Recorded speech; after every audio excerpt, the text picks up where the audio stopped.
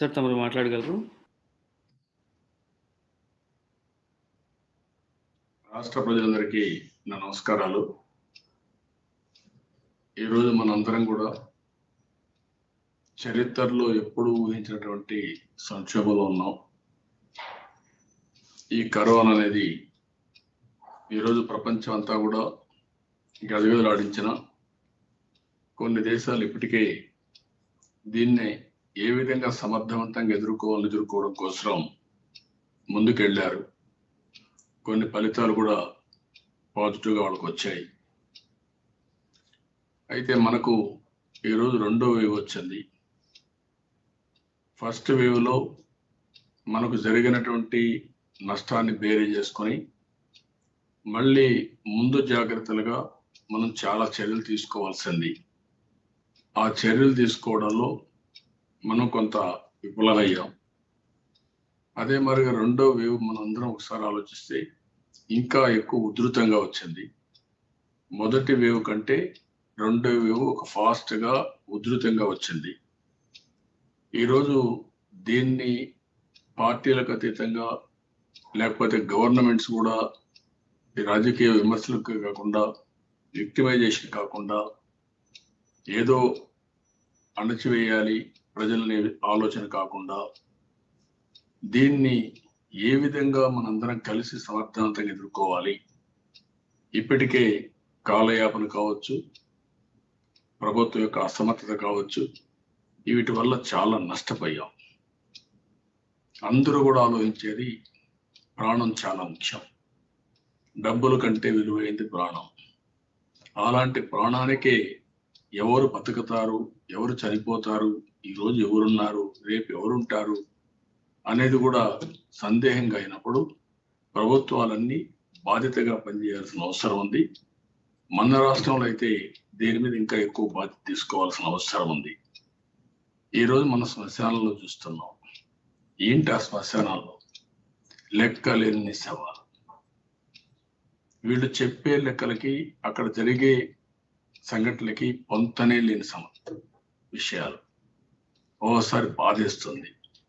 ఈరోజు ప్రపంచం అంతా కూడా ఇండియా గురించి మాట్లాడుతూ ఇండియాలో ఉండే వాళ్ళందరూ కూడా ఆంధ్రప్రదేశ్ గురించి మాట్లాడుతూ ఉంటే చాలా బాధేస్తుందని చెప్పి కూడా నేను మీకు తెలియజేస్తున్నా.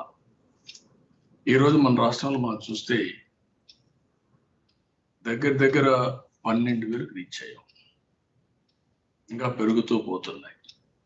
టెస్ట్లు కూడా తగ్గించాం కాబట్టి నెంబర్ తక్కువ కనపడచ్చు, కానీ ఎక్కడికక్కడ కరోనా స్ప్రెడ్ మాత్రం ఆగదు. ఏదైతే శవాన్ని ఇంట్లో పెట్టి తలుపేసినంత మాత్రాన అది కుళ్ళిపోయి వాసన రాకుండా మనదు. ఆ విషయం మన పెద్దలు గుర్తుపెట్టుకోవాల్సిన అవసరం ఉంది. దేశంలో 3,61,000 కేసులు వచ్చాయి. అంటే 3,61,000 కేసులు వచ్చిన తర్వాత ఇది ఎంత ప్రమాదంగా ముందుకు పోతుందో, మన రాష్ట్రంలో ఏ విధంగా ముందుకు పోతుందో మనం ఆలోచించుకోవాల్సిన అవసరం ఉంది. ఇంకొక పక్కన మన రాష్ట్రంలో ఇప్పటికే 10,54,000 కేసులు వచ్చాయి. ఇప్పటి వరకు 7,800 మంది ప్రభుత్వ లెక్కల ప్రకారం చనిపోయారు. అంటే ప్రభుత్వ లెక్కలు అన్నప్పుడు ఇప్పటికి కూడా నిన్న మొన్న వీళ్ళు మాట్లాడే మాటలు చూస్తూ ఉంటే ఎవరైనా సరే తప్పుడు ప్రచారం చేస్తే వాళ్ళపైన పోలీసులు కేసులు పెట్టి అరెస్టులు చేస్తా ఉన్నారు. ఇక్కడ పానిక్ రియాక్షన్ క్రియేట్ చేయాల్సిన అవసరం లేదు. అదే సమయంలో వాస్తవాన్ని దృష్టిలో పెట్టుకొని మాట్లాడాలి. ప్రభుత్వం కూడా యాక్ట్ చేయాలి. ప్రజల ఆరోగ్యాన్ని కాపాడవలసిన ప్రభుత్వం మీనమేషాలు లెక్కేసుకుంటూ ప్రజలు చనిపోతా ఉంటే కూడా కావాలని మీ అసమర్థతో కప్పిపుచ్చుకునే విధంగా ఎదురుదాడి చేసే విధంగా చేయడం చాలా దుర్మార్గం. ఇది ఒక నేరం. నేను చాలా స్పష్టంగా చెప్తున్నా. మీ చేతగానితనానికి ప్రజల ప్రాణాలు బలిగొంటూ వాళ్ళందరూ బాధపడి చెప్పుకునే స్వేచ్ఛ కూడా లేకుండా చేసే పరిస్థితికి వస్తే ఇది చాలా అన్యాయం, చాలా దుర్మార్గం. నేను చాలా తీవ్రంగా ఖండిస్తున్నా, గర్హిస్తున్నా, హెచ్చరిస్తున్నా. రాష్ట్రంలో పాజిటివ్ రేట్ 25.8% ఉంది. దీనికి సమాధానం చెప్పే పరిస్థితులు మీరు ఉన్నారని అడుగుతున్నా. దేశంలో 10 లక్షల మందికి 13,475 మందికి టెస్ట్ చేస్తే పాజిటివ్గా వస్తే మన రాష్ట్రంలో 10 లక్షల మందికి 20,200 మంది పాజిటివ్గా వచ్చే పరిస్థితి వచ్చింది. మొన్నే తమిళనాడులో ఈ పాస్ పెట్టాం, ఆంధ్ర నుంచి ఎవరైనా రావాలంటే ఈ పాస్ తీసుకొని రావాలని చెప్పే పరిస్థితికి వచ్చారు. పక్కన ఒరిస్సా ఏవైతే ఆ బార్డర్స్ అన్ని క్లోజ్ చేశాం, ఆంధ్ర నుంచి ఎవరిని రాలేకుండా నియంత్రణ చేస్తామనే పరిస్థితికి వచ్చారు. మన దేశం నుంచి విమానాలు వేరే దేశానికి రానియకుండా వాళ్ళు జాగ్రత్తలు తీసుకున్నారు. మన దేశంలో కూడా ఆంధ్రప్రదేశ్ నుంచి ఎక్కడా రానియకుండా పక్క రాష్ట్రాలు కూడా ఆంధ్రప్రదేశ్లో ఎక్కువ ఉంది అనే ఉద్దేశంతో వీళ్ళు కూడా బ్యాన్ చేసే పరిస్థితికి వచ్చారు. నేను అడుగుతున్న ఈ ప్రభుత్వాన్ని, 27వ తారీఖున కోర్టులో కేసు వచ్చింది హైకోర్టులో. 23 నుంచి 26 వరకు జీవోలు ఇష్యూ చేశారు. అంటే కోర్టులో ఉంది కాబట్టి కోర్టుకు చెప్పడం కోసం, బుకాయించడం కోసం మేము అన్నీ చేస్తున్నామని చెప్పి తప్పుడు లెక్కలు చెప్పడం కోసం ప్రయత్నం చేశారు. ఆరోగ్యశ్రీ కింద ఇస్తామంటున్నారు. ఎక్కడిచ్చారు? ఎవరికి ఇచ్చారు? ఎవరికి ఇవ్వలేదు. ఇంకొక పక్కన మీరు చూస్తే ఏదైతే corona care taking guide lines issue చేశారు, పేషెంట్స్ ఎట్లా అడ్మిట్ చేయాలి అని గైడ్ లైన్స్ ఇష్యూ చేశారు, పేషెంట్ ని ఎట్లా రిలీవ్ చేయాలి హాస్పిటల్ నుంచి దానికి కూడా గైడ్ లైన్స్ ఇచ్చారు. ఇంకో పక్క ఆక్సిజన్ మేనేజ్మెంట్ గైడ్ లైన్స్ ఇచ్చారు. ఇంకొక పక్కన మీరు చూస్తే కరోనా టెస్ట్ల కోసం గైడ్ లైన్స్ ఇచ్చి 230 రూపాయలు 400 రూపాయలు వసూలు చేయాలని ఇప్పుడు ఇచ్చారు. అదే మరిగా ఏవైతే డ్రగ్స్ ఉన్నాయో రెమ్డెసివిర్ కానీ ఇలాంటివన్నీ కూడా చాలా వరకు ఎట్లా రేట్లు ఉన్నాయి అవన్నీ కూడా ఇచ్చారు. దాన్ని ఏ విధంగా అడ్మినిస్ట్రేషన్ చేయాలని ఇచ్చారు. కోవిడ్ సెంటర్స్ ఇచ్చారు, కోవిడ్ కేర్ సెంటర్స్ ఇచ్చారు. నేను అడుగుతున్నా, ఇవన్నీ కూడా మీరు ఇచ్చిన జీవోలు ఎక్కడైనా అమలయ్యాయి? నేను సవాల్ విసురుతున్నాను. ఎందుకంటే ఒక విశ్వసనీయత సంక్షోభంలోనే ఉండాలి. ఒక బాధ్యత ఇలాంటి క్లిష్ట పరిస్థితులైనా తీసుకోవాలి. క్లిష్ట పరిస్థితిలో కూడా బాధ్యత తీసుకోకుండా ఎవరైనా మాట్లాడితే వాళ్ళని బెదిరిస్తూ భయభ్రాంతులు చేస్తూ ఇంకా రాజకీయం చేయాలనుకోవడం చాలా పరమ దుర్మార్గం, నీచం. ఇది మంచి పద్ధతి కాదు. ఇప్పుడు మీరు చేయాల్సిన పని అందరినీ కలుపుకొని ఎక్కడికక్కడ ప్రజల ప్రాణాలు కాపాడవలసిన బాధ్యత ఈ క్లిష్ట సమయంలో మీకు అధికారం ఇచ్చారు.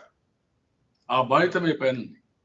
అట్లా కాకుండా ఎవరైనా మాట్లాడితే మేము కేసులు పెడతాం, ఎవరైనా రాస్తే వాళ్ళ మీద కేసులు పెడతాం. ఏం పెడతా? ఏంటి మీరు చేయబోయేది? శ్మశానానికి రాజులుగా ఉండాలనుకుంటున్నారా మీరు? ఎంత దుర్మార్గం ఇది! మంచి సిస్టమ్స్ అన్ని ధ్వంసం చేశారు, పని కట్టుకొని ధ్వంసం చేశారు. భారతదేశంలో కాదు ప్రపంచంలోనే RTGS one of the best system, real time governance. అక్కడ డాష్ బోర్డులు అవన్నీ కూడా రియల్ టైం అప్డేట్ చేసేవాళ్ళం. ఈ రోజు ఇవన్నీ కానీ మీరు పెట్టుండి అవన్నీ కానీ చేస్తుంటే ఎంత పర్ఫెక్ట్గా ఉండే సిస్టమ్. ఫైబర్ గ్రిడ్ ని మొత్తం నాశనం చేసి ఇప్పుడు మేమేదో ఇంటర్నెట్ ఊర్లో ఇస్తామని మీరు మాట్లాడుతున్నారు. ఆ రోజు నుంచి కానీ కంట్రోల్ చేసి ముందు తీసుకుపోయిన 2 ఏళ్ళు అవన్నీ అయిపోయేటివి. అవన్నీ చేయకుండా మీరు ఇచ్చేసారు. ఇంకొక పక్కన మీరు ఒకసారి చూస్తే ఎక్కడ చూసినా టెస్టులు ఉన్నాయి, కోవిడ్ టెస్టులు ఉన్నాయి. అదే మాదిరిగా ఇది చూసినప్పుడు ఎక్కడ కూడా ఈ స్టాఫ్ దీనికోసం టెంపరీగా చాలా మందిని స్టాఫ్ని ఎంగేజ్ చేసి కోవిడ్ లో ప్రాణాలు కూడా లెక్క పెట్టుకోకుండా పనిచేసిన టెంపరీ స్టాఫ్ కి మీరు జీతాలు ఇవ్వకపోతే వాళ్ళు అన్ని పార్టీల చుట్టూరు తిరిగి, అధికార పార్టీ చుట్టూరు తిరిగి కడాన వాళ్ళకి ఆ డబ్బులు రాకుండా బాధపడితే ఇంకెవరైనా వస్తారా ఈ రాష్ట్రంలో? ఇంకొక పక్కన మీరు 10% వ్యాక్సినేషన్ మన రాష్ట్రంలో సమైక్య ఆంధ్రప్రదేశ్లో ఆ రోజు జినాం వ్యాలీ పెట్టాం. దానివల్ల బయోటెక్నాలజీ పార్క్ వచ్చింది. భారత్ బయోటెక్ కోవాక్సిన్ తయారు చేశారు. ఈ దేశానికే గర్వకారణం. గవర్నమెంట్ ఆఫ్ ఇండియా ఇచ్చిన వ్యాక్సిన్ లో 10% వేస్ట్ చేశారు. రెండోది, ఎవరు పెట్టన కంటే ముందే మీరు లిక్కర్ షాపులు పెట్టారు. కడాన టీచర్స్ ను కూడా క్యూ లైన్లు నిలబెట్టే బాధ్యత వాళ్ళకి అప్పచెప్పే పరిస్థితికి వచ్చారు. ఇంకొక పక్కన బార్స్ ఓపెన్ చేశారు, రెస్టారెంట్స్ ఓపెన్ చేశారు, థియేటర్స్ ఓపెన్ చేశారు. ఇంకొక పక్కన మీరు చూస్తే పబ్లిక్ మార్కెట్స్ ఓపెన్ చేశారు, ఆర్టీసీ ఓపెన్ చేశారు. ఇవన్నీ చేసి కరోనా లేనట్టు మీరు ప్రవర్తించి ఎక్కడా మాస్కులు వేసుకోకుండా ఇవన్నీ చేసి ఈ రోజు ఇంత ఉధృతమైన పరిస్థితి రావడానికి మీ నిర్లక్ష్యం కూడా కారణం. నేను అడుగుతున్నాను, వేవ్ 1 వచ్చింది, మళ్ళా యూరోప్ అవన్నీ వేవ్ 2 వచ్చింది. అమెరికా చూడండి, ట్రంప్ వచ్చాడు, విచ్చలవిడిగా బిహేవ్ చేశాడు, ఆయన ఎలక్షన్లో ఓడిపోయాడు. ఓడిపోయిన తర్వాత బైడెన్ వచ్చిన తర్వాత ఈరోజు అమెరికాలో వ్యాక్సినేషన్ మొత్తం చేశారు. ఈరోజు 40 నుంచి 50% వ్యాక్సినేషన్ చేసి అమెరికాలో కరోనాను కంట్రోల్ చేసి నియంత్రణ చేసి ఈరోజు మనం ఆలోచిస్తే స్కూల్స్ కూడా ఓపెన్ చేసే పరిస్థితికి వచ్చారు. మన దేశం, మన రాష్ట్రంలో మనం ఒకసారి చూస్తే ఇన్ఫ్రాస్ట్రక్చర్ మీద ఎక్కడ శ్రద్ధ పెట్టారు, ఎన్ని బెడ్స్ ఉన్నాయి. ఈ సమయంలో బెడ్స్ అన్ని ఇంప్రూవ్ చేసుకుని ఐసీయూలు కూడా మనం పెట్టుకుని వెంటిలేటర్స్ అన్ని కూడా సమకూర్చుకొని ఆక్సిజన్ కూడా ఏ విధంగా చేయాలో చేసుకుని డాక్టర్స్, నర్సెస్ జీవోలు ఇష్యూ చేశారు. జీవోలుగానే ఉన్నాయి.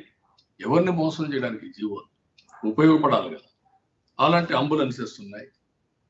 కడాన ఇవన్నీ మనం చూస్తా ఉంటే డెడ్ బాడీస్ ఎత్తుకుపోవడానికి ఇప్పుడు అంబులెన్సెస్ వాడే పరిస్థితికి వచ్చారు. అవి కూడా తీసుకుపోవాలి.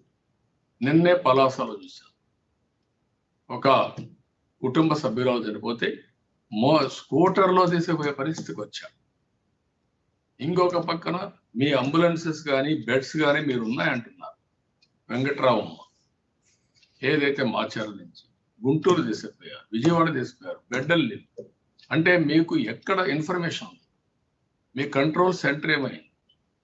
2 ఏళ్ళు అయింది. ఉండే సిస్టమ్ని డ్యామేజ్ చేసి ఇప్పుడు కంట్రోల్ రూమ్ కూడా లేకుండా మీరు చేసే పరిస్థితికి వచ్చారు. 15 నెలలు పసిపాప విశాఖపట్నంలో బెడ్ దొరకకుండా, ఆక్సిజన్ ఇవ్వకుండా, వెంటిలేటర్ లేకుండా చనిపోయే పరిస్థితికి వచ్చేది. ఇవన్నీ మీరు ఆన్సర్ చేసే పరిస్థితిలో ఉన్నారని అడుగుతున్నాను. ఎందుకు మహాప్రస్థానం ద్వారా డెడ్ బాడీస్ ఇంటికి తీసుకుపోయి ఏర్పాటు చేశారు? ఆ మహాప్రస్థానం వెహికల్స్ కానీ ఈ రోజు ఉంటే చాలా ఉపయోగపడేది. ఎందుకు తీసేశారు అంటే మీకు కావలసిన ఇన్ఫ్రాస్ట్రక్చర్ మీరు పెట్టుకొని ప్రజలకు ఉపయోగపడే ఆపత్కాలంలో ఉపయోగపడేటన్ని తీసేయడం ఏ విధంగా మీరు సమాధానం చెప్తారో చెప్పాల్సిన అవసరం ఉంది. ఈరోజు ఇంకొక పక్కన ర్యాపిడ్ యాంటీజెన్ టెస్టులు ఉన్నాయి, 230 రూపాయలు అన్నారు.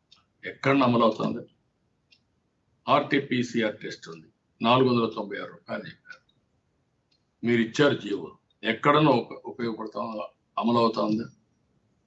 24 గంటల్లో రిపోర్ట్లు వస్తాయని కోర్టులో అఫిడవిట్ చేశారు. 5 నుంచి 7 రోజులు అవుతారు. ఎవరన్నా డబ్బులు ఎక్కువ ఇస్తే వాళ్ళకు 24 గంటలు వస్తుంది. ఇవన్నీ కూడా ఈ మారిగా ఉంటే దేనికి సమాధానం చెప్పకుండా మీరే ఒక జీవో ఇచ్చారు. ఫ్యూనరల్ ఖర్చులకు 15,000 ఇస్తున్నారా? ఇప్పటికి 7,500 చనిపోయారు. ఎక్కడిచ్చారు చెప్పండి? అదే మారిగా ఫ్రంట్ లైన్ వర్కర్స్ ఉన్నారు. 7 రోజులు పనిచేస్తే 7 రోజులు ఆఫ్ ఇస్తా ఉన్నారు. వాళ్ళకి ఆ స్టాఫ్ ఉన్నారు. మొన్న ఒక నర్సు వచ్చి బాధపడుతూ, మేము కూర్చోవడానికి ఒక హాలు కూడా లేదు, మేము 24 గంటలు పనిచేయడానికి సిద్ధంగా ఉన్నాం, మేము పనిచేస్తాం, మాకు కూడా కనీస వసతులు లేకుండా అంతా భారం అంతా మా మీద పడిపోయినప్పుడు మేము కూడా చేయలేకపోతున్నాం, చేయాలనే మనసు ఉంది, కష్టకాలంలో ఆదుకోవాలి, ఒక సాటి మానవుడిగా నా బాధ్యత ఉంది, కానీ అది ఆదుకోవడానికి నాకు కన్స్ట్రెయింట్స్ ఉన్నాయని చెప్పే పరిస్థితికి వచ్చారు. ఇంకొక పక్క ఆ రోజు ట్రేసింగ్ సెంటర్స్ పెట్టాం. ఈరోజు ఉన్నాయి. ఎక్కడన్నా ఐసోలేషన్ పెట్టి క్వారంటైన్ కమ్యూనిటీకి పెట్టి చేసే పరిస్థితి ఉంది, అవి లేవు. ఇంకొక పక్కన మీరు చూస్తే బెడ్స్ అన్ని 2020 ఆగస్టుకి 210 హాస్పిటల్ నోటిఫై చేస్తే ఏప్రిల్ 24కి ఈ సంవత్సరం 197 కేసులు పెరిగాయా లేదా? దానికి తగినట్టు యాక్షన్ ఉందా? యాక్షన్ ఉండే పరిస్థితి. 3 అవర్స్లో మీరు బెడ్ ఇస్తా అంటున్నారు. ఎక్కడిచ్చారో చెప్పండి. 3 అవర్స్ దీనికి సమాధానం చెప్పండి. ఇంకొక పక్కన ఈరోజు మీరు చూస్తూ ఉంటే వెంటిలేటర్ ఉంటే నాన్ సీరియస్ పేషెంట్ అయితే 3,250 రూపాయలు, సీరియస్ పేషెంట్ ఉంటే 10,300 రూపాయలు అని చెప్పి అన్నారు. వెంటిలేటర్ ఉంటే 1,00,000 రూపాయలు తీసుకుంటారు. ఇది వాస్తవమా కాదా? ఈ సమస్యలు వచ్చాయా లేదా? మీ దగ్గర ఎక్కడ సిస్టమ్స్ ఉన్నాయి? ఆరోగ్యశ్రీ మీద మీరు ఇచ్చుంటే ఒక లెక్క చెప్పండి, ఎక్కడిచ్చారు మీరు? ఇంకో పక్కన ఎంప్లాయీస్ ఉంది, నెట్వర్కింగ్ హాస్పిటల్స్ ఉన్నాయి, వారు కూడా డబ్బులు ఇస్తే తప్ప ఎక్కడా జరిగే పరిస్థితి లేదు.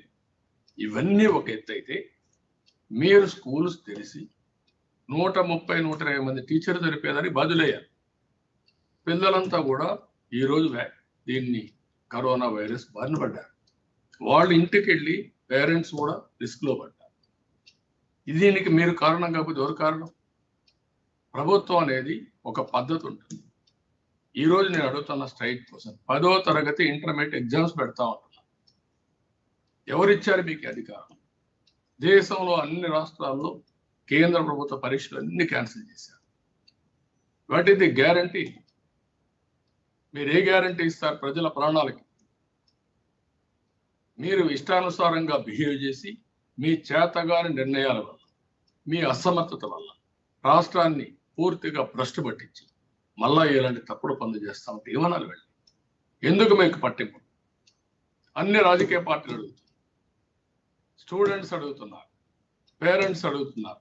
మా పిల్లల్ని బలయ్యిద్దండి, మా కుటుంబాల్ని లేనిపోని రిస్క్ లో పెట్టద్దండి. ప్రాణం ఉంటే పరీక్ష, ప్రాణం ఉంటే చదువు, ప్రాణం లేకపోతే ఎవరికి చదువు చెప్తారు మీరు? I'm asking straight question for you. ఎందుకు ఈ మూర్ఖత్వం? ఎందుకు ఇంత తప్పుడు పనులు చేస్తారు? తప్పుడు పనులు చేసి ఎవరన్నా మాట్లాడితే వాళ్ళపైన కేసులు పెడతారు. అంటే పోలీస్ వ్యవస్థ అంటే ఇది, పోలీస్ రాజ్యం అంటే ఇది. ఈ సమయంలో పల్లా శ్రీనివాస్ యొక్క ఇల్లు కోల్చడమా? ఈ సమయంలో నరేంద్ర పైన తప్పుడు కేసులు పెట్టి వేధించడమా? ఇది పైశాచిక ఆనందం కాకపోతే ఏంటిది? ఒక పక్క రాష్ట్రం తగలబడతా ఉంది, ప్రజలు ఇబ్బందుల్లో పడతా ఉంది, అందరి సహకారం తీసుకుని ఏ విధంగా కాపాడాలి అని ఆలోచించకుండా ఇష్టానుసారంగా చేయడం, ఏకపక్ష నిర్ణయాలు చేయడం చాలా దుర్మార్గం. నేను అడుగుతున్న ఇన్ని రోజులుగా ఎన్ని వ్యాక్సిన్లు ఇచ్చారు? మీకు సిగ్గనిపించలేదా? అందరికీ ఫ్రీగా ఇస్తామని ఒక స్టేట్మెంట్ ఇస్తే అయిపోతుందా? 56 లక్షల మందికి ఇప్పటికి ఇచ్చారు. దాంట్లో ఒకసారి ఇచ్చి 45,48,000. రెండో వ్యాక్సిన్ అయిపోతే వాళ్ళకు కూడా డేంజర్. ఇప్పుడు వ్యాక్సిన్స్ దొరకదు, ఎక్కడ చూసినా నో వ్యాక్సిన్ బోర్డు పెట్టారు. యు ఆన్సర్ దిస్, సమాధానం చెప్పండి. ఇంకొక పక్కన 11 లక్షల మందికి మాత్రం రెండోసారి డోస్ ఇచ్చారు. ఇది చాలా స్పష్టంగా ప్రతి ఒక్కరు కూడా 2 డోసులు వేసుకుంటేనే, 2 సార్లు వ్యాక్సిన్ వేసుకుంటే యాంటీబాడీస్ పెరుగుతాయి. అది కూడా రోజు అప్పటికే పెరగదు. ఫస్ట్ వ్యాక్సిన్ తర్వాత 1 మంత్ గ్యాప్ ఇచ్చి మళ్ళీ ఇంకొక వ్యాక్సిన్ వేసుకుంటే రఫ్గా, రెండో వ్యాక్సిన్ వేసుకున్న 1 మంత్లో ఫుల్గా యాంటీబాడీస్ వస్తాయి. అంటే 2 మంత్స్ పడుతుంది. ఇప్పుడు మన వ్యాక్సిన్ ఇస్తే 2 మంత్స్ పడుతుంది. ఇప్పుడు రెండో వ్యాక్సిన్ ఇస్తే 1 మంత్ పడుతుంది. వాళ్ళకు కూడా మళ్ళీ కరోనా రాదని లేదు, వాళ్ళకు కూడా కరోనా వస్తుంది. కానీ వచ్చినా కూడా మైల్డ్గా వస్తుంది, తక్కువ ఖర్చుతో ఇంట్లోనే క్వారంటైన్లో ఇది చేసుకునే పరిస్థితి వస్తుంది. అయితే వాళ్ళు కూడా క్యారియర్స్గా ఉంటారు. వాళ్ళకి కరోనా వస్తే ఇంట్లో వాళ్ళకి అంటించే పరిస్థితి వస్తుంది. వ్యాక్సిన్ వేసుకున్న వాళ్ళకి ఆ ప్రమాదం వస్తుంది. అందుకే ఇప్పుడు గవర్నమెంట్ ఆఫ్ ఇండియా కూడా 18 years పైన ఇచ్చే పరిస్థితికి వచ్చామన్నారు. మన దగ్గర మీరు చూస్తే 3,50,00,000 మందికి వ్యాక్సిన్ వేయాలి. ఎప్పుడు వేస్తారు? మీరు ఆ దిశగా ఏమైనా ఆలోచించారు?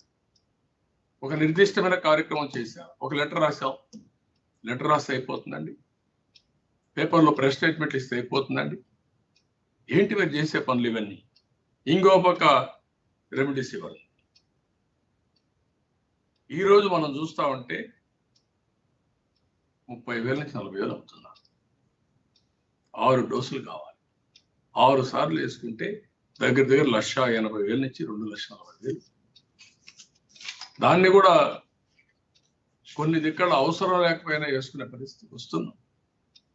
ట్రీట్మెంట్ ప్రోటోకాల్ సక్రమంగా చెప్పలేకపోతున్నాం, నాలెడ్జ్ని సరిగా ఇవ్వలేకపోతున్నాం.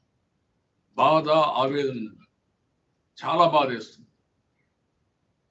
ఎందుకంటే అమెరికాలో ఉండే నాదేళ్ల సత్య, సుందర పిచ్చాయి మాట్లాడిన మాటలు చూస్తే మా గుండె పగిలిపోయింది. ఇండియాలో జరిగే విషయాలను చూస్తానని బాధపడ్డారు. కనీసం ఆ కన్సర్న్ ఈ ముఖ్యమంత్రికి కానీ మంత్రులకు లేకపోవడం చాలా దుర్మార్గం. ఆ విషయం వెళ్ళి చెప్పాల్సిన అవసరం ఉంది. నేను ఒకటే అడుగుతున్నా, ఇప్పటి వరకు మీరు చేసిన పనులు చాలా దుర్మార్గం, చాలా బాధాకరం. ఇవన్నీ వదిలిపెట్టండి. వ్యవస్థల్ని నాశనం చేయడం, పైశాచిక ఆనందాన్ని పొందడం, దానికి తిరిగి అవినీతి మీద పెట్టడం, ఇది ఒక హాబీ కింద మీకు తయారైపోయింది. అన్నీ కలిపి ఈరోజు రాష్ట్రానికి కరోనా వచ్చి మొత్తం ఆర్థిక వ్యవస్థ కుప్పగొలిపోయింది. మామూలుగా కాదు, తిరిగి కోలుకోలేంత వచ్చింది. ప్రజలంతా కూడా సైకలాజికల్ గా బాగా భయపడిపోయే పరిస్థితికి వచ్చారు. సైకలాజికల్ ట్రామా ఫేస్ చేసే పరిస్థితికి వచ్చారు. అనారోగ్యం, కొంతమంది ఇష్టానుసారంగా ఇంజక్షన్లు వేసుకోవడం, ఆర్థికంగా మొత్తం దివాలా తీయడం, ఇంకొక పక్కన చూస్తే అనారోగ్య సమస్యలు తెచ్చుకోవడం కూడా జరుగుతున్నాయి. ప్రాణాన్ని కాపాడుకోవాలి కాబట్టి అక్కడ స్థానికంగా ఉండే డాక్టర్లు చెప్పిన దానికి కానీ వాళ్ళకి తెలిసిన దాని ప్రకారం చేసుకునే పరిస్థితికి వచ్చారు. ఒక పక్క ఆర్థికంగా చితికిపోయారు, ఆదాయాలు తగ్గిపోయినాయి. ఇంకొక పక్కన చూస్తా ఉంటే ఆరోగ్యం చెడిపోయింది. సైకలాజికల్ గా ఎక్కడ కూడా పిల్లలు కూడా స్కూల్కి పోలేకుండా 1.5 years నుంచి బాధపడే పరిస్థితికి వచ్చారు. ఇవన్నీ కూడా మనుషుల యొక్క దీనిపైన పనిచేసే పరిస్థితి వచ్చింది. ఏంటి మీ అడ్వర్టైజ్మెంట్? ఎందుకు ఆ ఫుల్ పేజ్ అడ్వర్టైజ్మెంట్? అది ఒక ఆనందమా మీకు? I must straight question, you answer this. ఈ బాధ్యత ఉందా మీకు? మీకు మనసు ఏ విధంగా ఒప్పుతుంది ఇప్పుడు అడ్వర్టైజ్మెంట్లు ఇవ్వడం? వేరే ప్రోగ్రామ్స్ అన్ని ఏదో చేసేస్తున్నామని ఎవరికి కావాలండి? మనుషులు బతికితే, ప్రాణాలు ఉంటే తర్వాత ప్రోగ్రామ్. అసలు ప్రాణాలకే ముప్పు వచ్చినాం, కుప్పలు కుప్పలుగా మనుషులు చనిపోతా ఉంటే దాని మీద పట్టించుకోకుండా, దాని మీద సమీక్షలు చేయకుండా ఎవరో క్యాబినెట్ చేస్తారు, లేదంటే ఇంకొకరు చేస్తారు, మేము మాత్రం పెత్తనం చేస్తాం, కేసులు పెడతా ఉంటాం. ఏమనుకుంటున్నారు? ప్రజల ఆరోగ్యంతో ఆడుకునే హక్కు మీకు లేదు. ప్రజల ప్రాణాలు కాపాడడానికి మీరు వచ్చారు. ఫస్ట్ ఈరోజు ప్రాణాలకే ముప్పు ఉంది, దాన్ని కాపాడే బాధ్యత మీరు తీసుకోండి. అంతేగాని మాకు అధికారం ఉందని ఇష్ట ప్రకారం చేస్తే మాత్రం చాలా చరిత్రహీనులుగా మిగిలిపోతారు, చాలా సమస్యలు వస్తాయి. ఆ విషయం గుర్తుపెట్టుకోవాల్సిందిగా మరొక్కసారి హెచ్చరిస్తున్నాం. అయితే ఈ సందర్భంగా ప్రభుత్వం మొండి పట్టుదల వదిలిపెట్టి ఇమ్మీడియట్ గా మీరు చేయాల్సింది, ఏదైతే 10th class ఇంటర్మీడియట్ ఉన్నాయో ఎగ్జామ్స్ క్యాన్సిల్ చేయండి. పిల్లలు ఉంటేనే చదువు, ప్రజలకు ప్రాణాలు ఉంటేనే మన బ్రతుకు. ఆ విషయం మీరు గుర్తుపెట్టుకోండి. మన ప్రాణాలు పోయిన తర్వాత ఈరోజు ఎవరు బతుకుతారు, ఎవరు ఉంటారు తెలియని పరిస్థితికి వచ్చింది. మొన్నటి వరకు నాకు చాలా ముఖ్యంగా కావాల్సిన వాళ్ళు ఈరోజు లేదు. మనసు ఆందోళన కలుగుతుంది. టీవీల్లో చూస్తా ఉంటే ఎక్కడికక్కడ వీళ్ళు చనిపోయారు, వాళ్ళు చనిపోయారు, ఇంతమంది చనిపోయారు నేస్తా ఉంటే ఏ విధంగా తట్టుకోగలుగుతాం? ఏ విధంగా గుండె నిబ్బరం వస్తుంది? ఇంకొక పక్కన ఎక్కడ చూసినా శ్మశానంలో కనీసం కాల్చడానికి కూడా టైమింగ్స్, అక్కడ కూడా డబ్బులు తీసుకునే పరిస్థితి, అక్కడ కూడా రొటేషన్లో పెట్టే పరిస్థితి. ఎక్కడికి పోతున్నాయండి? మీరు ఇవన్నీ ఫోకస్ చేసి ఒక పద్ధతి ప్రకారం చేయడం కాకుండా ఇవన్నీ చేయడం మంచిది కాదు. అదే సమయంలో ఈరోజు మొత్తం ప్రజల ప్రాణాలు కాపాడడానికి ప్రాధాన్యత ఇవ్వండి. వాళ్ళ ఆరోగ్యం, కరోనా వ్యాక్సిన్ గురించి, కరోనా గురించి ఎట్లా చేయాలో చేయండి. ఆన్ వార్ ఫుటింగ్ ప్రతి ఒక్కరికి వ్యాక్సిన్ ఇప్పించే బాధ్యత తీసుకోండి. మీరేదో నేను ఊరికే ఇస్తాను మాటలు చెప్పడం కాదు. గవర్నమెంట్ ఆఫ్ ఇండియా ప్రోగ్రామ్ ఇచ్చారు. ఆల్ ఇండియా కంటే తక్కువ వ్యాక్సినేషన్ మన రాష్ట్రంలో అయింది. దానికి కారణం ఏంటి? You answer this. వాళ్ళు ఇచ్చే వ్యాక్సిన్ ఫ్రీగా ఇస్తా అన్నారు. అవసరమైతే మీరు నెగోషియేట్ చేసి ఉండాలి, ఇప్పటికే మాట్లాడి మనం కూడా వ్యాక్సిన్స్ తీసుకొని అందరికి కూడా ఎక్కడ పోయినా, ఏ హాస్పిటల్ పోయినా ఎక్కడ నో స్టాక్ బోర్డ్. రెండో వ్యాక్సిన్ కోసం ప్రతి ఒక్కరు తాపత్రయపడే పరిస్థితి. దీనికి ఏ విధంగా ఒక ప్రణాళిక లేకుండా, ఒక పద్ధతి లేకుండా ఇష్టానుసారంగా ఏం చేసినా జరిగిపోతుందని మీరు పోతే చాలా ప్రమాదం వస్తుంది. ఇప్పటికే చాలా ప్రమాదంలో ఉన్నాం. ఇంకా రాబోయే 2-3 వారాల్లో ఇంకా ప్రమాదాలు ఎక్కువ వస్తాయి. అందరూ నిపుణులందరూ హెచ్చరిస్తున్నారు. ఈరోజు ఒక్కొక్కరు చెప్తా ఉంటే మన దగ్గర 70,000-80,000 వెంటిలేటర్స్ ఉన్నాయి. కనీసం 5 లక్షల వెంటిలేటర్స్ కావాలి. అదే సమయంలో మన దగ్గర ఆక్సిజన్ ఎప్పటికప్పుడు టైప్ చేసి దీన్ని పర్ఫెక్ట్ గా చేయాలి. ఇది కాకుండా డాక్టర్స్ కావాలి, నర్సెస్ కావాలి, హాస్పిటల్స్ బెడ్స్ ఉంటే చాలదు. వెంటిలేటర్స్ ఇంకా కూడా కొన్ని వెంటిలేటర్స్ చూస్తుంటే రిపేర్ లో పెట్టే పరిస్థితికి వచ్చారు. మీరు మెడ్టెక్ పార్క్ పెట్టాం. మెడ్టెక్ పార్క్ లో మనం తయారు చేసుకుంటే వెంటిలేటర్స్ దేశానికి ఇచ్చేవాడు. మీరు పబ్లిసిటీకి ఉపయోగించుకున్నారు. దాన్ని కూడా విధ్వంసం చేసే పరిస్థితికి వచ్చాడు. అన్నది బెస్ట్ కాన్సెప్ట్. దేశంలో ఎక్కడన్నా మెడికల్ ఎక్విప్మెంట్ మొత్తానికి సప్లై చేసే పరిస్థితి ఈ మెడ్టెక్ పార్క్ రావాలని ఇంటిగ్రేట్ జోన్ కింద పెడితే దాన్ని కూడా భ్రష్టు పట్టించే పరిస్థితికి వచ్చారు. వ్యవస్థల్ని ఎప్పుడైతే ధ్వంసం చేశారో అప్పుడే ఈ రాష్ట్రానికి అరిష్టం స్టార్ట్ అయింది. ఆ విషయం మీరు గుర్తుపెట్టుకోవాలి. ఎందుకంటే మంచి చెడులు విశ్లేషణ చేయండి, ప్రాధాన్యతలు విశ్లేషణ చేయండి, మంచి ప్రాజెక్టులు ముందుకు తీసుకెళ్ళండి. అదే హైదరాబాద్ లో ఒకప్పుడు రాజశేఖర్ రెడ్డి వచ్చినా తర్వాత వచ్చిన వాళ్ళు వచ్చినా అందరూ కూడా కంటిన్యూ చేశారు. ఈ రోజు ఆ ఎకో సిస్టమ్ దెబ్బతినకుండా హైదరాబాద్ రాష్ట్రం బాగుపడే పరిస్థితి వచ్చింది. తెలంగాణ రాష్ట్రం ఈ విషయం గుర్తుపెట్టుకోవాలి వీళ్ళు. ఇంకొక పక్కన ఈ రోజు మనం చూస్తే అందరికీ ఉపాధి లేకుండా టీచర్స్ ఎక్కడికక్కడ ఏ పని చేయలేక, పనులు లేక, కనీసం తిండి కూడా లేకుండా అవసరపడుతున్నారు. అలాంటి టీచర్స్ కానీ ఒక్కరు కాదు. ఎవరైతే అసంఘటిత కార్మికులు మొత్తం దెబ్బతినేశారు అలాంటి వాళ్ళకు లైవ్లీహుడ్ కాపాడవలసిన బాధ్యత ప్రభుత్వం పైన ఉంది. వాళ్ళకు లైవ్లీహుడ్ ఇవ్వాల్సిన అవసరం ఉంది. ఇంకొక పక్కన ఇన్ఫ్రాస్ట్రక్చర్ ని క్లియర్ గా చేసి real time dash board create చేసి మీరు పెట్టి దాన్ని మానిటర్ చేసే పరిస్థితికి రండి. ఇంకా ఏదో మేము అక్కడ పెట్టాం, ఒక జియో ఇష్యూ చేసాం, అయిపోయింది.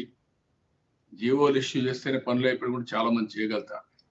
కానీ దాన్ని అమలు చేసి ఫలితాలు రాబట్టగలిగినప్పుడే దాని యొక్క విలువ తెలుస్తుంది.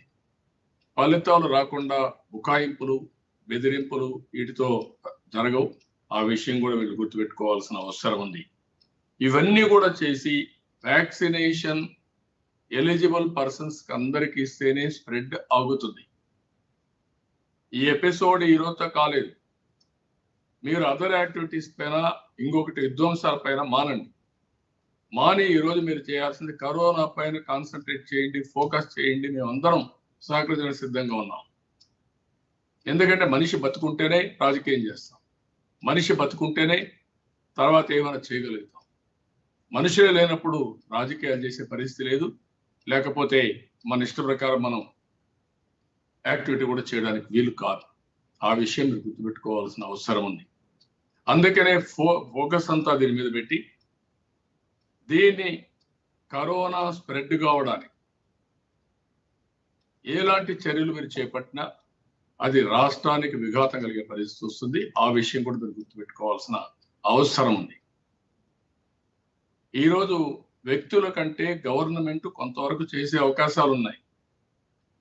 ఒక వరదలో, ఒక తుఫాను వస్తే అందరం పోతాం, కానీ ఈరోజు అందరం పోలేకపోతున్నాం. మనల్ని మనం కాపాడుకుంటూనే ఇతరులు కాపాడాలి, సమాజాన్ని కాపాడాలి. ఆ బాధ్యత మనం తీసుకునే పరిస్థితి వచ్చింది. ప్రభుత్వానికి రెగ్యులేటరీ అధికారాలు ఉన్నాయి. మీరు కొన్ని ఇన్సిస్ట్ చేసి మాస్కులు పెట్టుకోమనడం, సోషల్ డిస్టెన్స్ పాటించమనడం, క్వారంటైన్ సెంటర్స్కి ఎవరికైనా వస్తే రమ్మనడం, ఇలాంటివన్నీ కూడా చేసి ఎక్కడికక్కడ గైడ్ చేసే బాధ్యత మీ పైన ఉంది. దాన్ని వదిలిపెట్టి ఏదో అపోజిషన్ పైన విమర్శలు చేస్తే మీకేదో లాభం వస్తుంది, పబ్బం గడుపుకుంటా ఉంటే మాత్రం మీరు చరిత్రహీనులుగా మిగిలిపోతారు. ఆ విషయం మీరు గుర్తుపెట్టుకోవాల్సిన అవసరం ఉంది. Enough is enough. మీరు చేసిన తప్పుడు పనులను అయినాయి. ఇంకా అవన్నీ వదిలిపెట్టి ఈరోజు ఒక బాధ్యతగా ప్రజలను కాపాడే బాధ్యత తీసుకోండి. అది తీసుకోకపోతే మాత్రం నేను చెప్తున్నా చాలా దుర్మార్గం అది. చాలా నీచం కూడా. ప్రజలు కూడా క్షమించే పరిస్థితులు ఉండరు. కానీ మాదేం పోయింది, వాళ్ళు ఉంటే ఉంటారు, పోతే పోతారంటే మాత్రం ఇది బాధ్యత రాహిత్యం అవుతుంది, గుర్తుపెట్టుకోవాల్సిన అవసరం ఉంది. ఇది ప్రభుత్వ నేరం కింద వస్తుంది. నిన్న చెన్నై హైకోర్టు అడిగారు, ఎలక్షన్ కమిషన్ అడిగారు, మీరు కరోనా వైరస్ స్ప్రెడ్ కావడానికి చేశారు, మీ మీద కేసులు పెట్టకూడదని. వాస్తవం కూడా. ఇవన్నీ మనం ఆలోచించుకోవాలి. మనకెవరికి అధికారం లేదు, మన ప్రాణాలు ఉంటే చాలు, ఎదుటి వాళ్ళ ప్రాణాలకి విలువ లేదు, లెక్క లేదు, వాళ్ళు ఏమైపోయినా పర్వాలేదు అనే యాటిట్యూడ్ ఉన్నప్పుడు ఇలాంటి సమస్యలు వస్తూ ఉంటాయి. ఒక బాధ్యతగా ప్రవర్తించాలి. సమాజం కోసం ప్రతి ఒక్కరు కూడా, ప్రత్యేకంగా ప్రభుత్వంలో ఉండే అధినేతలు ఒక బాధ్యత కలిగి ప్రవర్తించాలి తప్ప బాధ్యత రాహిత్యంతో ముందుకు పోవడం చాలా మంచిది కాదు. ఈ విషయం వీళ్ళు గుర్తుపెట్టుకోవాల్సిన అవసరం ఉంది. ఎప్పటికప్పుడు నేను చెప్తున్నా, ఇంకా చాలా సమస్యలు ఉన్నాయి. కనీసం వేలి ముద్రలు లేపిస్తారు. ఇప్పుడు కూడా మీరు ఫింగర్ ప్రింట్స్ తీసుకుంటారు పెన్షన్లు ఇవ్వడానికి, రేషన్ ఇవ్వడానికి. ఒక అతను ఫింగర్ ప్రింట్ పెడితే మళ్ళీ ఇంకొక అతను పోతే అతను ఫింగర్ ప్రింట్ పెడితే స్ప్రెడ్ అవుతుందని ఆ మాత్రం విశిక్షణ కూడా లేదా మీకు? ఏమైపోతుంది? యూ ట్రస్ట్ దే, వెరిఫై చేసుకోండి. అంతేగాని ఇలాంటి పనులు చేయడం ఇది కరెక్ట్ కాదు. ఎక్కడైతే కరోనా టచ్ పాయింట్ వస్తుందో, కరోనా స్ప్రెడ్ కావడానికి దోహదం చేసే ఎలాంటి చర్యలు కూడా మీరు తీసుకోవడానికి వీలు లేదు. ఆ విషయం మీరు గుర్తుపెట్టుకోవాలి. ఇమ్మీడియట్ గా మీరు అంటున్నారు మేము పరీక్షలు పెడతాం, ఏదో వాళ్ళకందరికీ మాస్కులు ఇస్తాం, లేదంటే శానిటైజ్. ఏం శానిటైజ్ చేస్తారు? బస్సుల్లో పోతారు, ఒకరికి ఉంటుంది, పక్క కూర్చుంటారు, వీళ్ళకి రాదా? లేదు, దిగుతారు, బస్ స్టాండ్లో ఉంటారు, 10 మంది ఉంటారు, వాళ్ళకి రాదా? అక్కడి నుంచి నేరుగా దీనికి వెళ్తారు, 10 మంది స్టూడెంట్స్ అంతా బయట నిలబడుకుంటారు, లోపల పోయే మునుపు అక్కడ ఒకరికి ఉంటుంది, మిగిలిన వాళ్ళకి రాదా? మాస్క్ వేసుకుంటూ కూడా రాదా? మాస్క్ వేసుకున్న 24 గంటలు పెట్టుకున్నప్పుడు ఎక్కడో ఎక్కడ తీస్తే అక్కడి నుంచి స్ప్రెడ్ అయ్యే ప్రమాదం వస్తుంది. లోపలికి పోతారు, పక్కన కూర్చుంటారు, టీచర్లు వస్తారు, దగ్గర ఉంటారు, సోషల్ డిస్టెన్స్ మెయింటైన్ చేయలేం. ల్యాబొరేటరీకి పోతాం, ఆ ల్యాబొరేటరీకి పోయినప్పుడు ఓసారి కొన్ని అయితే కెమికల్స్ వీళ్ళు కూడా మౌత్ కూడా వాడే పరిస్థితి వస్తుంది. శానిటైజేషన్ చేయలేం. ఇవన్నీ ఏ విధంగా మీరు సమాధానం చెప్తారు? ఇవన్నీ కూడా ముందు దీన్ని నియంత్రణ చేయడానికి చర్యలు ఉన్నాయి తప్ప ఇంకోటి కాదు. అందుకే నేను ఒకటే కోరుతున్నా, ఈ బ్రాందీ షాప్లు ఓపెన్ చేయడం, అందరు క్యూలో నిలబడుకోవడం, ఇవన్నీ కూడా చాలా దుర్మార్గమైన కార్యక్రమాలు. మీ స్వార్థం కోసం, మీ వ్యక్తిగత ప్రయోజనాల కోసం జాతిని తాకట్టు పెట్టడం అనేది చాలా ద్రోహం. ఈ విషయం మీరు గుర్తుపెట్టుకోవాల్సిన అవసరం ఉంది. అదే సమయంలో ప్రజలకు కూడా విజ్ఞప్తి చేస్తున్నా, మనం జాగ్రత్తగా ఉండాలి. మన వల్లే మనం కాపాడుకుని బాధ్యతగా ప్రవర్తిస్తే తప్ప మనం ఈ యొక్క కరోనా నుంచి బయటపడలేం. ఇది చాలా భయంకరంగా వచ్చే పరిస్థితి వస్తూ ఉంది. ఈ రోజు చూస్తే 3,61,000 మందికి వచ్చిందంటే, అది కూడా టెస్టులన్నీ అరాకొరా చేస్తేనే ఈ నెంబర్ ఉందంటే ఇంకా ఎన్ని ఉన్నాయో మనం ఒకసారి ఆలోచించుకోవాలి. ఒక్కొక్క వ్యక్తి 10 మందికి కానీ స్ప్రెడ్ చేసే పరిస్థితి వస్తే టెస్ట్ చేసినట్టే తక్కువ. ఒక్కొక్కరు 5 మంది 10 మందికి కానీ స్ప్రెడ్ చేసే పరిస్థితి వస్తే తెలుసో తెలియకో, లేకుంటే వీళ్ళకు అంతవరకు కరోనా అని తెలియకుండా కూడా స్ప్రెడ్ చేసే పరిస్థితి వస్తే అక్కడి నుంచి ఇది ఎంత ఫాస్ట్గా వెళ్ళిపోతుందో మనం గుర్తుపెట్టుకోవాల్సిన అవసరం ఉంది. ఒక పక్క మెడిసిన్స్ అందుబాటులో లేవు, ఇంకొక పక్కన హాస్పిటల్స్ లో బెడ్స్ అందుబాటులో లేవు, ఐసీయూలు అందుబాటులో లేవు, ఆక్సిజన్ అందుబాటులో లేదు. కాబట్టి మీరు కూడా జాగ్రత్తగా మీ ప్రాణాలు కాపాడుకోవాల్సిన అవసరం ఉంది. వీలైనంత వరకు ఇంటికే పరిమితం కావడం, ఆన్లైన్లో పనిచేసుకోవడం, తప్పనిసరి అయితే మాస్క్ పెట్టుకొని బయట వెళ్ళడం, అన్ని జాగ్రత్తలు తీసుకొని మనం ఉండాల్సిన అవసరం ఉంది. ఆ విషయం కూడా ప్రతి ఒక్కరికి శానిటైజర్స్ని కరెక్ట్గా వాడడం, ఇవన్నీ కూడా ప్రజలందరూ చేయాల్సిన అవసరం ఉంది. ఇప్పటికే మనం డూస్ అండ్ డోనట్స్ చెప్తూనే ఉన్నాం, ఏది చేయాలి ఏది చేయకూడదని. అవి ఫాలో కావాల్సిన అవసరం ఉంది. అందరికీ విజ్ఞప్తి చేస్తున్నా, ఒక రాజకీయ పార్టీ కానీ, ఒక ఆర్గనైజేషన్స్ కానీ, కార్పొరేట్ సెక్టర్ కానీ, ప్రభుత్వాలు కానీ, ఇంకా మిగిలిన ఆర్గనైజేషన్స్ కానీ అందరికీ బాధ్యత ఉంది మనందరి పైన. ఇది చరిత్రలో ఎవ్వరూ ఊహించని సంక్షోభం, ఊహకందని సంక్షోభం. ఏదో ఫిక్షన్ లో కూడా ఎక్కడ రాయలా, ఇలాంటి వస్తాయని కూడా రాయలా. అలాంటి సంక్షోభంలో మనందరం ఉన్నాం. ఇలాంటి సమయంలో మనందరికీ బాధ్యత ఉంది.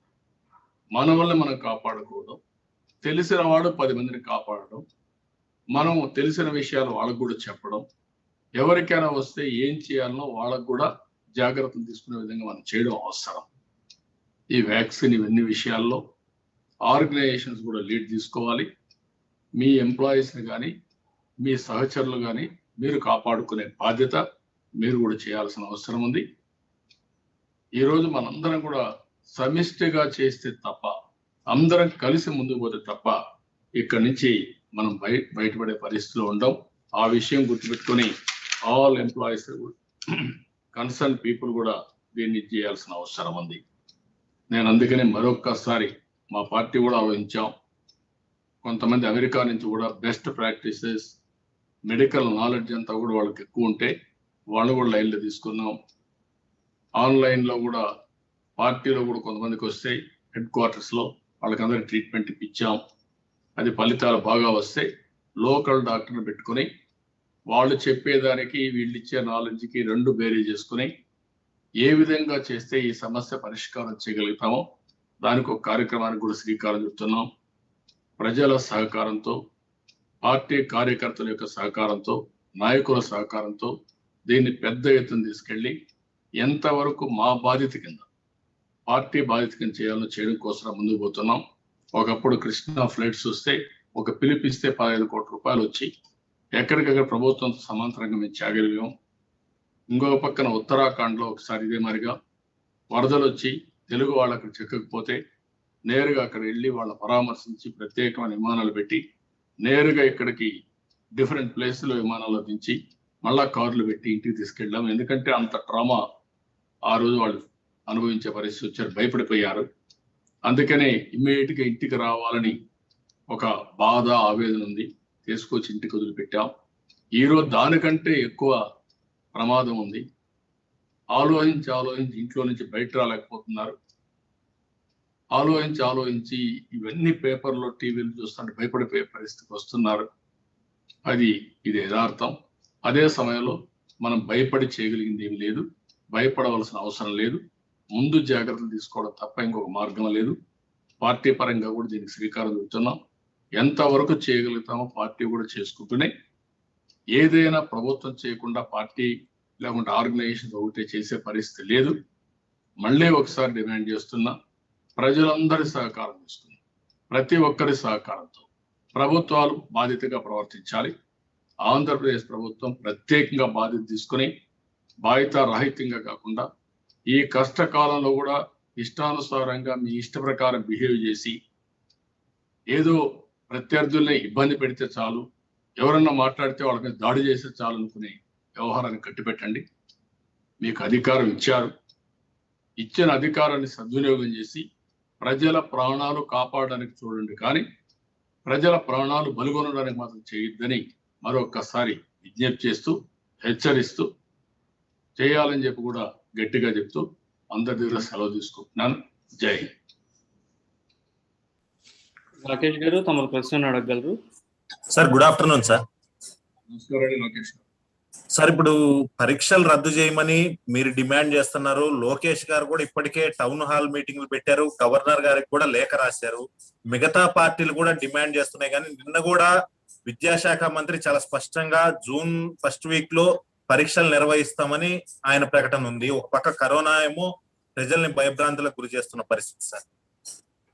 నేను ఒకటే చెప్తున్నా, ఆ మంత్రికి కానీ ఈ ముఖ్యమంత్రికి కానీ హక్కు లేదు. నేను అడుగుతున్న ఇద్దరిని, రేపు జరగబోయే పరిణామాలకన్నిటికీ మీదే బాధ్యత. మీరు రాసి ఇవ్వగలుగుతారు ఎవరు చనిపోరని, మీరు రాసి ఇవ్వగలుగుతారు ఎవరికి రాదని, వచ్చిన తర్వాత మిమ్మల్ని ఏం చేయాలి? ఈ క్వశ్చన్ నేను అడుగుతున్నా. ప్రభుత్వమే హత్యలు చేసే పరిస్థితి రావద్దండి.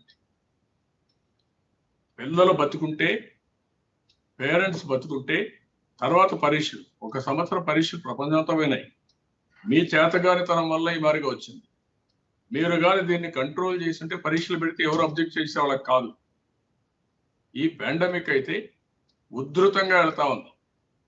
మళ్ళా రాబోయే వారంలో ఎక్కడుంటామో ఎవరికి తెలియని పరిస్థితి, రాబోయే 3 వారాల్లో ఏమవుతుందో తెలియని పరిస్థితి. అలాంటి పరిస్థితుల్లో మీరు పరీక్షలు పెడతామని బెదిరించడం ఇది మంచిది కాదు.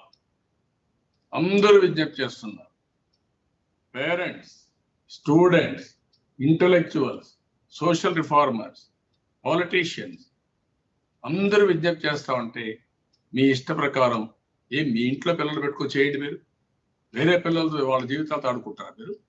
నేను అడుగుతున్న స్ట్రైట్ క్వశ్చన్. నీ ప్రాణం వేరే, వాళ్ళ ప్రాణాలు వేరే. ఇది మంచి పద్ధతి కాదు. ఆ విషయం మంత్రి గుర్తుపెట్టుకోవాలి, ముఖ్యమంత్రి గుర్తుపెట్టుకోవాలి, కాంగ్రెస్ నాయకులు కూడా గుర్తుపెట్టుకోవాలి.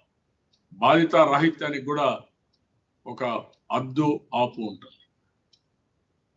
ఇది వితండవాదం, మూర్ఖత్వం గాని పెట్టుకొచ్చేస్తే మాత్రం చాలా ప్రమాదం వస్తుంది. మీరు ఫస్ట్ కంట్రోల్ చేయండి వైరస్, అప్పుడు పరీక్షలు పెట్టండి. నాకేం అబ్జెక్షన్ లేదు. అట్లా కాకుండా పిల్లలు ఏమైపోయినా పర్వాలా, పేరెంట్స్ ఏమైపోయినా, ఒక విద్యార్థి పరీక్షకు వచ్చి 60-70 సంవత్సరాలు ఉండే పేరెంట్స్కి పోయి అంటిస్తే ఏమవుతారండి? నువ్వు బెడ్ ఇచ్చే పరిస్థితిలో ఉన్నావా? వెంటిలేటర్ ఇచ్చే పరిస్థితిలో ఉన్నావా? మెడిసిన్స్ ఇచ్చే పరిస్థితిలో ఉన్నావా? వాళ్ళకందరికీ వ్యాక్సినేషన్ ఇచ్చే పరిస్థితిలో ఉన్నావా? ప్రజలు ప్రాణాలని కాపాడే బాధ్యత మీకు ఉందా లేదా? ప్రజలకు ఆరోగ్యాన్ని ఇవ్వాల్సిన బాధ్యత మీకు ఉందా లేదా? I'm asking straight questions. You answer this. అంతేగాని దాని మీద ప్రాధాన్యత లేదు. పరీక్షలు పెడతా, పరీక్షలు పెడతా అంటే ఏంటి? అందరూ వద్దన్నారు, నేను పెట్టాను. ఇది ఎక్కడ చేదస్తామండి? వితండవాదమే. వితండవాదం చేసి కానీ రాష్ట్రానికి తగలబెడితే మాత్రం తగలబెట్టారు ఇప్పటికే. ఎక్కడ చూసినా పోయి ఒకసారి చూడండి, శ్మశానాలు ఏమైనాయి? కుప్పలు కుప్పలుగా. కనీసం తండ్రి చనిపోతే కొడుకు పోలేని పరిస్థితి, భార్య చనిపోతే భర్త పోలేని పరిస్థితి, భర్త చనిపోతే భార్య పోలేని పరిస్థితి. ఇలాంటి పరిస్థితులు వచ్చి మానవతకే ముప్పు తెచ్చే పరిస్థితి వస్తా ఉంటే ఈ కరోనా వల్ల ఇప్పుడు కూడా మేము పరీక్షలు పెడతామని బెదిరిస్తారా? మంచిది కాదు. We are very clear in that. కావాలంటే ఆ స్టూడెంట్స్ అందరూ అడగండి, వాళ్ళందరూ ఒప్పుకుంటే పరీక్షలు పెట్టండి. పేరెంట్స్ని అడగండి, వాళ్ళు ఒప్పుకుంటే పెట్టండి. వాళ్ళు ఒప్పుకోకుండా మీరు బలవంతంగా పరీక్షలు పెట్టే హక్కు మీకు లేదు. ప్రభుత్వం ఉంది కాబట్టి నా ఇష్ట ప్రకారం చేస్తానంటే మాత్రం చెల్లదు. ఈ విషయం మీరు గుర్తుపెట్టుకోవాలి. రామారావు గారు తమరు ప్రశ్న అడగగలరు.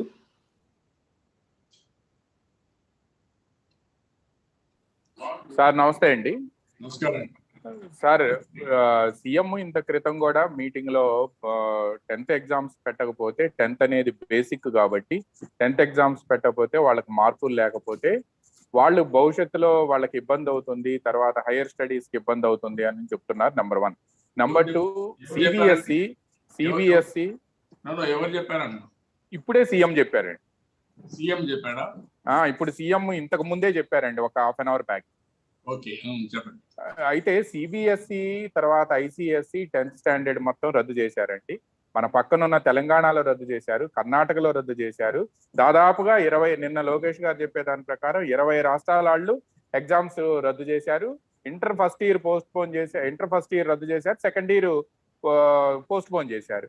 బట్ రేపు మనకి మే 5వ తేదీ నుంచి ఇంటర్ బిగిన్ అవుతున్నాయండి. దాని గురించి ఎవరు ఏం మాట్లాడటం లేదు. పిల్లలు, పేరెంట్స్ అంతా ఒక డ్రామాలో ఉన్నారండి. అందుకే నేను అడిగేది ఏంటంటే ఈ వితండవాదం వద్దు. 10వ తరగతి పరీక్షలు పెట్టకపోతే వాళ్ళ జీవితాలంతా అంధకారం అయిపోతాయి. వాళ్ళు బతుకుంటే కదండి.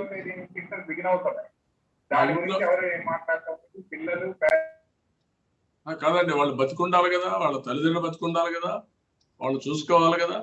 ఇప్పుడు ఆల్ ఇండియా లెవెల్లో 20 రాష్ట్రాల్లో పరీక్షలు వాయిదా ఇస్తే వాళ్ళకంటే మేధావి నువ్వు. నీకేం తెలుసు? మానవత్వం ఉందా మీకు? అదే మాదిరిగా ఈరోజు ఆల్ ఇండియా లెవెల్లో గవర్నమెంట్ ఆఫ్ ఇండియా కూడా సెంట్రల్ సిలబస్ అన్ని కూడా సిబిఎస్ఈ మొత్తం పోస్ట్ పోన్ చేస్తే వాళ్ళకంటే తెలివైన వాడు నువ్వు. ఇవన్నీ దేశమంతా కూడా ఒక పద్ధతి ప్రకారం ఆలోచించినప్పుడు, ప్రపంచం అంతా ఒక పద్ధతి ప్రకారం ఆలోచించినప్పుడు ఈ వితండవాదంతోనే, ఈ చేదస్తంతో, మూర్ఖత్వంతో ఈ రోజు రాష్ట్రాన్ని ఈ విధంగా తీసుకొచ్చారు. మీరు ఏదో భయపెట్టి భయభ్రాంతులు చేసి నేను ఏది చెప్పినా ఎవరు రోడ్డు మీదకి రారు, మా పోలీసులు ఉన్నారు అనుకుంటే మాత్రం మంచి పద్ధతి కాదని హెచ్చరిస్తున్నా. ఎవరు చెప్పాడే నీకు లాజిక్? పెద్ద తెలివైన వాడి మనకి మహా మేధావి నువ్వు నాడు నేడు పెట్టి విద్యను ఏదో చేస్తానని చెప్పి నుంచి ఈ రోజు స్కూలు పోలేని పరిస్థితి తీసుకొచ్చావు, చదువుకోలేని పరిస్థితి తీసుకొచ్చారు. సిస్టమ్స్ ఎప్పుడు కూడా ఉండే సిస్టమ్స్ ని విధ్వంసం చేసి కొత్త సిస్టమ్ పెట్టే హక్కు కూడా మీకు లేదు. ఈ రోజు ఇంత విపత్కరమైన పరిస్థితి వచ్చినప్పుడు, భయానకమైన పరిస్థితిలో ఉంటే, బయట పోవాలంటే భయపడిపోతా ఉంటే ఎవరు చదువుకోగలుగుతారండి? ఇంత బయట పోతే నాకు ఏమవుతుందని పిల్లలు భయపడే పరిస్థితి చదువుతారా? శ్రద్ధ పెట్టగలుగుతారా? వాళ్ళకి సిలబస్ అయిందా? నేను అడుగుతాను. 1 year క్లాసులు అయినాయా? ఎట్లా పెడతా పరీక్షలు? స్కూలు పోలేదు, సిలబస్ కాలేదు, చదువుకోలేదు. ఎవ్రీడే పేపర్లు చూస్తే, టీవీలు చూస్తే భయానకమైన వాతావరణం. నాకెప్పుడు వస్తుందని భయం. ఎవరికైనా ఇంట్లో చిన్న పిల్లలకు కూడా వస్తే వాళ్ళకి ఏం తెలుసు పాపం అండి? వాళ్ళని సోషల్ డిస్టెన్స్ పేరుతో క్వారంటైన్ లో దూరంగా పెట్టేస్తుంది. ఎంత మానసిక క్షోభ, ఎంత సైకలాజికల్ ట్రామా. ఈ విషయాలు ఆలోచించుకోకుండా నేను ఇదే చేస్తా, నా వితండవాదమే కొనసాగుతుందంటే మాత్రం మంచిది కాదని హెచ్చరిస్తుంది. నారాయణ గారు తమ ప్రశ్న అడగగలరు. Sir, good afternoon sir. ఇప్పటికే రాష్ట్ర ప్రభుత్వం కానీ కేంద్రం కానీ కొన్ని నిబంధనలు, ఆంక్షలు విధించింది. నైట్ కర్ఫ్యూ కూడా మన దగ్గర అమలు అవుతుంది. అయితే మనం ఏమన్నా లాక్డౌన్ పెడితే మనం కరోనాని ఏమన్నా కంట్రోల్ చేయగలుగుతాం సార్? ఏమన్నా మీరేమన్నా ఆలోచన, అది సలహా ఏమైనా ఇవ్వగలుగుతారా? లాక్డౌన్ వల్ల మనం తగ్గించగలుగుతాం. మనం వ్యాక్సిన్ ని పెద్ద ఎత్తున వేయాల్సింది. ఇప్పుడు అమెరికాలో మీరు చూస్తే ట్రంప్ ఉన్నప్పుడు చాలా ఇబ్బందులు వచ్చాయి.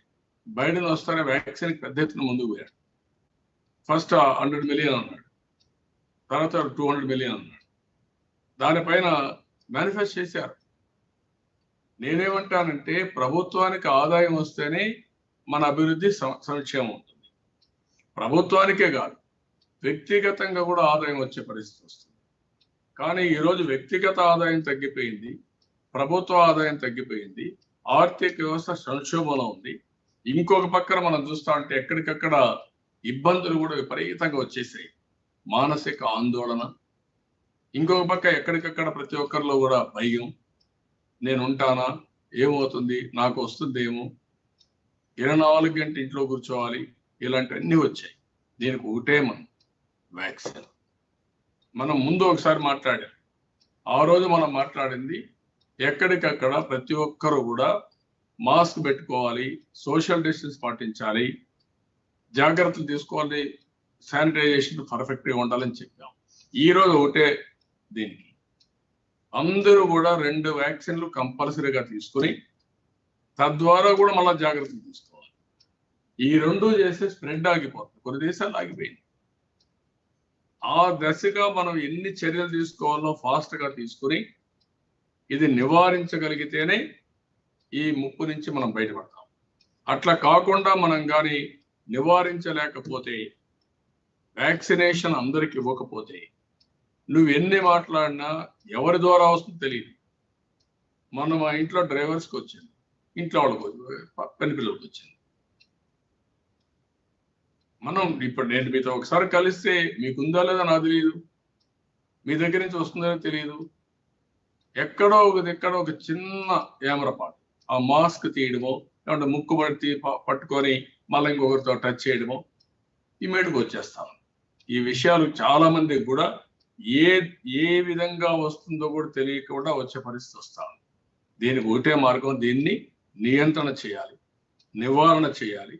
అది చేయడానికి ఎన్ని మార్గాలు ఉన్నాయి, అన్ని మార్గాలు కూడా ఎక్కువ స్ప్రెడ్ వచ్చింది. ఇక్కడ లాక్డౌన్ కూడా పెట్టుకొని ముందుకు పోవాల్సిన అవసరం ఉంది. There is no second thoughts. ప్రజలను కూడా ఎడ్యుకేట్ చేయాలి. ఒక బాధ్యత కలిగిన ప్రభుత్వాలు ప్రజల యొక్క ప్రాణాల కోసం, వాళ్ళ భవిష్యత్తు కోసం మనం అన్ని జాగ్రత్తలు ఎడ్యుకేట్ చేయడం, ఎన్ఫోర్స్ చేయడం తప్పేది చేయాలి. అట్ ది సేమ్ టైం వాళ్ళ బాధలను కూడా అర్థం చేసుకుని ఆ బాధలను అధిగమించే విధంగా వాళ్ళకి సహకరించాలి, సహాయం చేయాలి. 2 జరగాలి. ఇప్పుడు ఉదాహరణకు ఒక 1000 రూపాయలు అండి, 500 రూపాయలు, 400 రూపాయలు వ్యాక్సిన్. ఎందుకు కేంద్ర ప్రభుత్వం రాష్ట్ర ప్రభుత్వాలు రెండు అనుకుంటే వ్యాక్సిన్ ఇవ్వలేము మనం? వ్యాక్సిన్ ఇచ్చుంటే కంట్రోల్ అయ్యేది, ఆర్థిక వ్యవస్థ బాగుండేది. It is a cycle.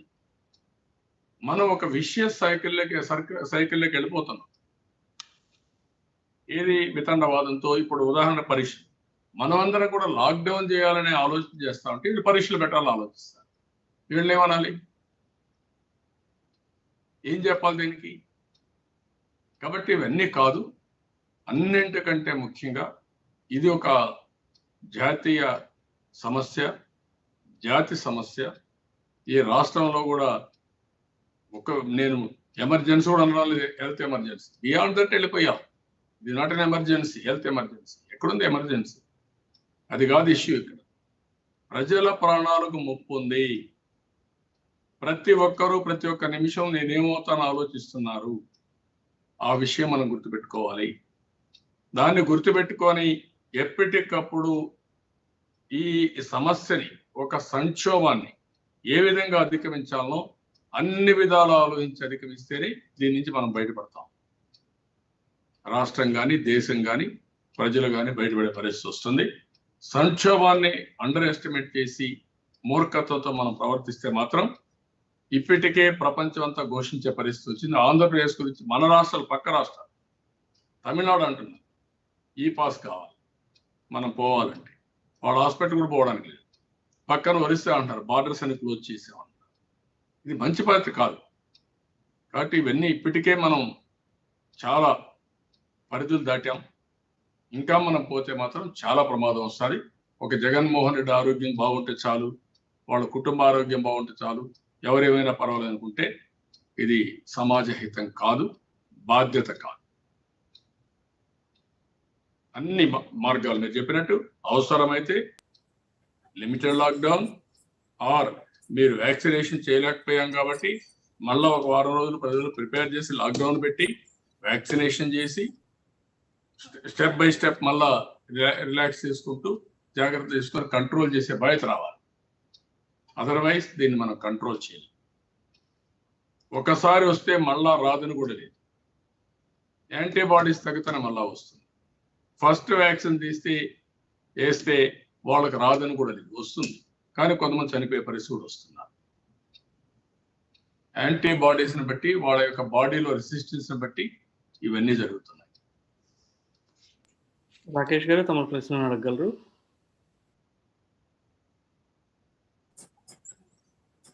Sir good afternoon sir.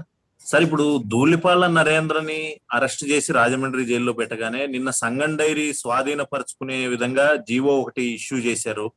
దాన్ని ఏ విధంగా అర్థం చేసుకోవచ్చు సార్? ఎన్నో ఏళ్ల నుంచి అది రైతులు ఉన్నారు, 1,00,000 మంది పైగా రైతులు దాంట్లో పాలిస్తా ఆ పరిస్థితి ఉన్న డైరీని స్వాధీనపరుచుకునే జీవో ఇవ్వడం ప్రభుత్వానికి ఎంతవరకు అర్థం చేసుకోవచ్చు సార్? దీన్ని ఏ విధంగా? ఇదేమంటారంటే ఇది 20 సంవత్సరాల కంటే ముందు జరిగింది. రాజశేఖర్ రెడ్డి సుప్రీంకోర్టు వరకు కూడా వెళ్ళాడు. అప్పుడు కూడా ఏం కాలేదు. సుప్రీంకోర్టు అప్పీల్ చేసింది. రెండోది, ఈయన చైర్మన్ కాకమునిపే ఆ 10 ఎకరాలు ఇచ్చారు.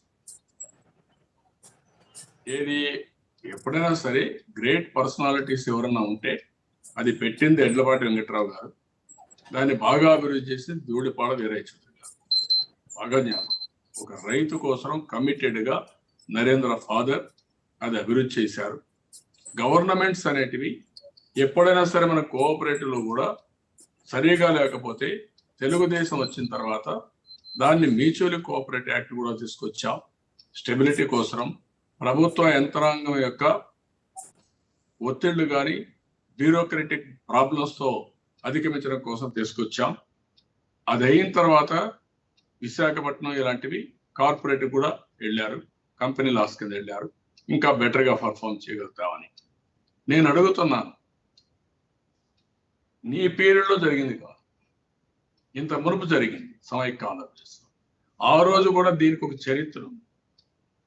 గుంటూరు డైరీ, సంగం డైరీ ఒక చరిత్ర కలిగిన డైరీ.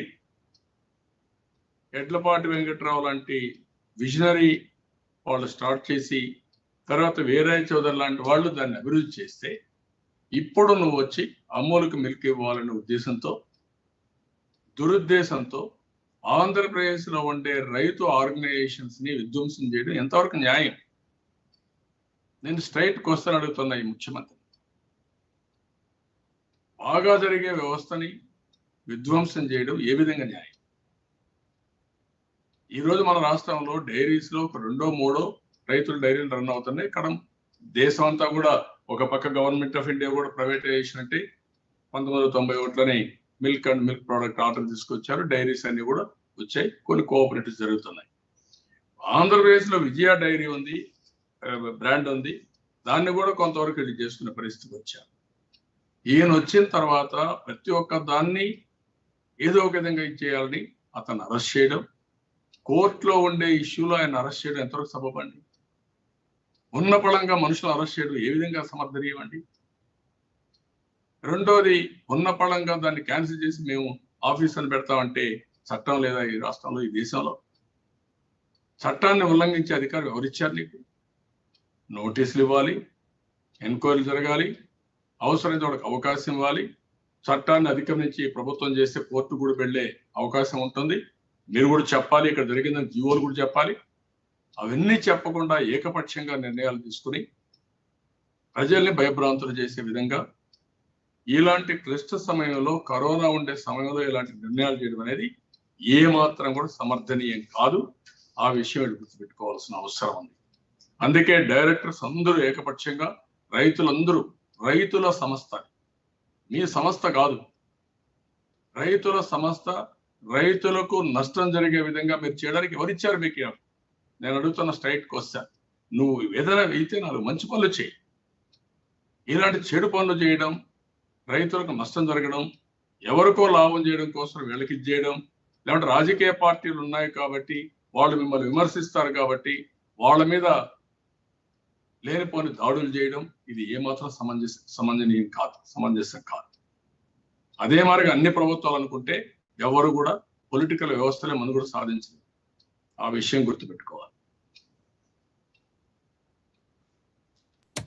సార్ కంక్లూడ్ చేయగలరు?